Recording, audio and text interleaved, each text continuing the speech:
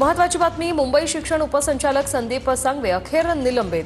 शालेय शिक्षण मंत्री दादा भुसे यांनी ही घोषणा केली आहे। भाजपचे आमदार संजय उपाध्याय यांचे मुंबई शिक्षण उपसंचालक संदीप सांगवे यांच्यावर गंभीर आरोप होते।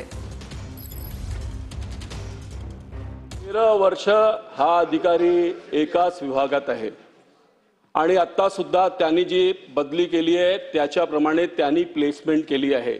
अध्यक्ष महोदय, मला विचारायचं आहे, आता तो जर महापालिकेत आहे, महानगरपालिकेत आहे, तर तो इथले काम कसे करू शकतो? एवढी ताकद कशी?